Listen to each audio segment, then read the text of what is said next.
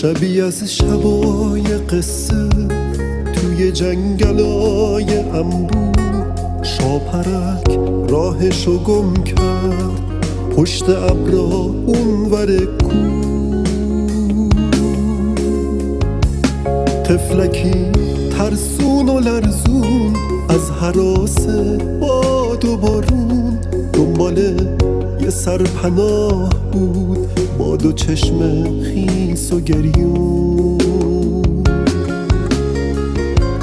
تک درختی پیر و تنها مرهمه شکستگی شد تو هجوم باد و بارون، تکیه گاه خستگی شد. تک درختی پیر و تنها مرهمه شکستگی شد تو هجوم باد و بارون، تکیه گاه خستگی شد.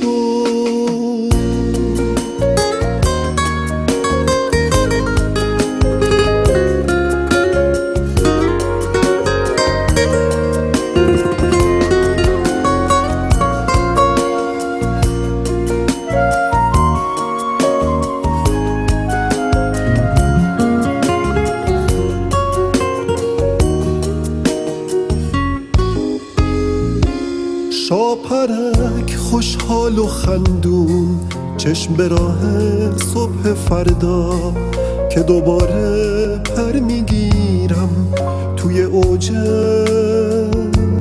آسمونا. تک درخت پیر و خسته آرزوش یک شب یلدا، دل سپرده به مسافر کاش خدا نرسه فردا.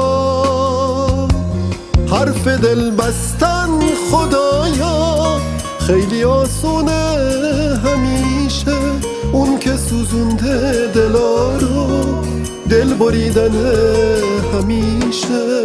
حرف دل بستن خدایا خیلی آسونه همیشه، اون که سوزونده دلا رو دل بریدن همیشه.